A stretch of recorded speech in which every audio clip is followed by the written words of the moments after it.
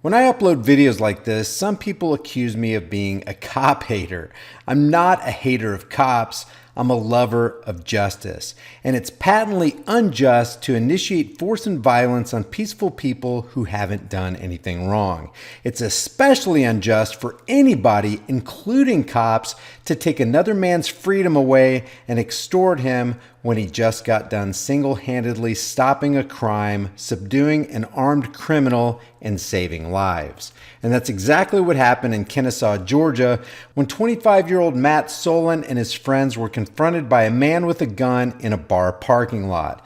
Before anybody could register what was actually happening, Matt's military training kicked in, and he rightly counterattacked and disarmed the gunman, taking him to the ground with multiple blows to his body, ensuring that the attacker was no longer a threat to he and his friends.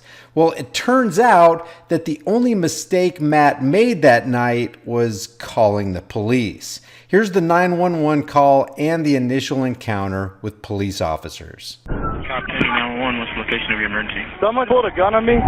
This guy asked for a cigarette. We told him he doesn't have a cigarette. He's drunk, and he pulled a gun out on us. I disarmed him. Who has the gun? I have the gun. It's disarmed. It has hollow points in it. It's a Glock.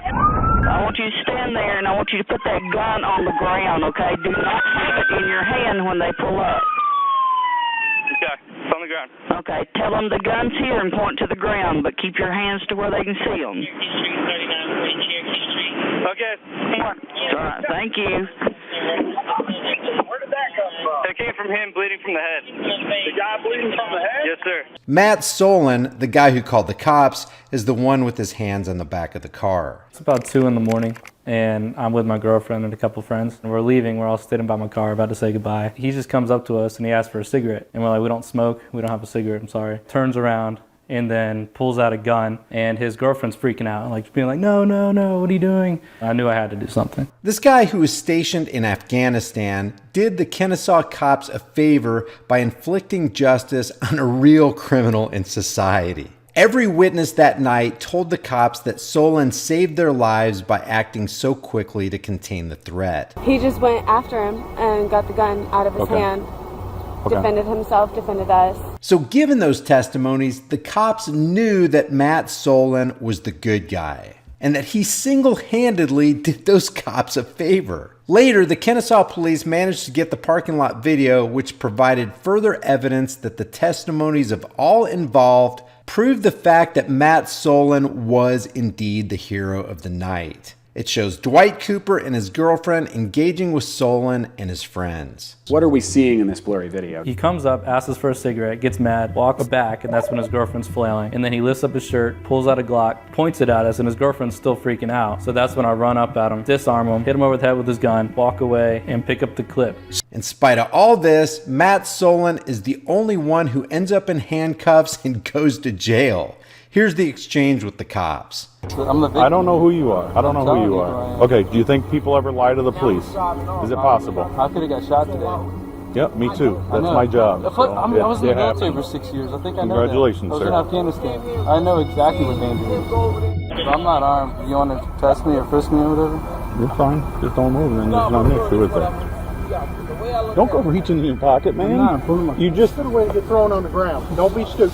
I understand completely. You're not exactly being cooperative either.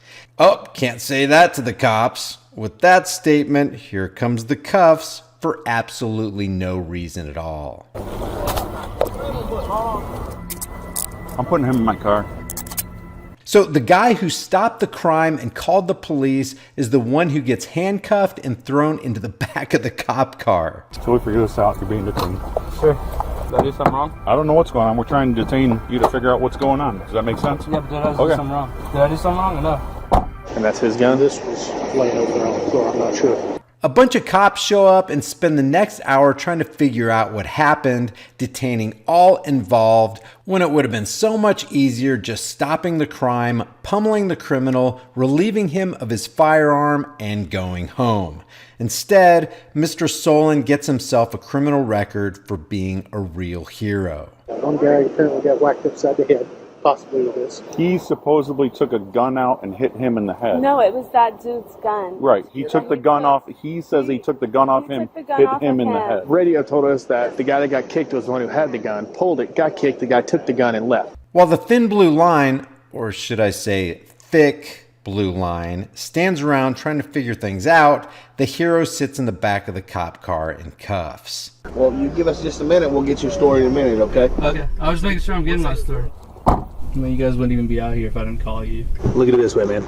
I'm done talking. Anytime we show up on a call, we have to do what we can for safety reasons until we can safely ask everybody questions. We got one guy with a gun, one guy bleeding, so we detain, and we wait till everything calms down, then we start asking questions and kind of figure out what happens in the scenario, just so you know why you're sitting back here. No, I have no idea why I'm sitting back here. It doesn't explain anything.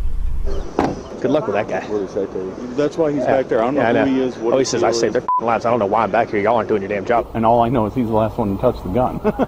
Matt, step on now. Yes, sir. I had him under control, I feel like. You had what under control? The whole situation. I had him on the ground. I had him taken care of until the ambulance. I had it disarmed. And what else did you guys do? All I'm told is that you're the last one to have the gun. You started touching your pockets and everything. I asked you not to, and you're like, hey, I'm the hero, or whatever you were saying. Okay, sorry. So I see your perspective. But wait, the insanity is not over. Matt Solon, the guy who saved lives and called the cops to take care of the criminal, gets slapped with a charge that makes him a felon in the eyes of the state for the rest of his life. I was charged for a felony of possession of a firearm during commission of a crime for his gun. Guys, let that sink in. The Kennesaw injustice system charged a man who justly disarmed and beat a criminal who threatened to murder he and his friends with a felony for the possession of a firearm, not his firearm, but the criminal's firearm, during the commission of a crime that he didn't commit. And then they extorted the guy to the tune of $8,000 just for the bond. An $8,000 bond. Here's what the Kennesaw Police Chief, Bill Westenberger, had to say about the injustice his department inflicted on an innocent man. Is there an irony that the only one to call the police is the only one who went to jail that night? There is an irony, and I appreciate him for what he did that night, and I appreciate him for calling us. But it doesn't take away from that part 2 of the incident, and that's where he was charged. So what was part 2 of the incident? Here's what the chief had to say. There was an incident where he protected himself and the people he was with, and I commend him for that. Then part 2 is where he took action beyond that, and that's where he did cross the line. Did that appear to be punitive rather than defensive? Yes, that's what I saw. And then after I pick up the clip, I see Cooper's girlfriend trying to pull him out. So I reach over there and put my foot on. I guess whenever the police looked over the video, they thought me putting the foot on him was me hitting him again and him being restrained. This so-called part 2 of the incident is merely the perception by the cops based on a very blurry video that Solon hit the criminal again. And even if he did, so what? This psychopathic criminal could have killed you and your friends. He doesn't even deserve to live another day. I still don't know what I did. I can't really talk about the case, but basically once the threat is done. It wasn't done though. I mean, that's what court's for. I asked over and over and over again, what am I being arrested for? And Officer O'Brien said, he has rights too. The gunman has rights. The gunman has rights too. He was restrained and you hit him while he was restrained, and that's why you're going to jail. And I was like, he's never been restrained. He's not restrained. This is stuff that you got to talk about with your lawyer. I can't. I stopped the threat. We would have all been shot. The Cobb County DA eventually dismissed the case, saying that Matt Solon acted in self-defense, but he still spent more than a day in jail. A whole lot of his time was wasted in court, money was wasted in legal fees, and anytime a cop runs his plates, they're going to see that he's been arrested for a gun-related charge, which essentially puts his life in greater danger than the danger you're usually in during a regular traffic stop. Sadly, the moral of the story is if you're ever attacked by a gunman who's threatening the lives of you and your friends and you disarm and disable the criminal, you better think twice before calling the cops. Why? Because you just might end up being crushed by the thick blue line. Please like and share this video everywhere you can on social media. It's the only way I can fight YouTube's censorship and suppression algorithms. And leave your thoughts about this for the world, the Google Thought Police, and the Kennesaw Police Department in the comments section below. And I'll see you guys in the next heavily censored shadow ban video. Before you go, check out our new shirt designs in the shirt store. Here's the Beta Hates America design. Hell no, you're not taking my AR-15. And nobody needs an AR-15. Well, nobody needs a whiny little bitch either. And yet, here you are. And against all enemies, Democrat and Republican. There are over 90 other kick-ass designs in the store and the links in the description. Your purchase supports the message of freedom on this channel. If you get something out of this content, help me beat YouTube's censorship algorithms by liking and sharing this video. And while you're here, why not watch a couple more of my videos? Until next time, stand firm, stay vigilant, and for the sake of all that is right and good, stop giving your rights away to tyrannical psychopaths who want to destroy this country.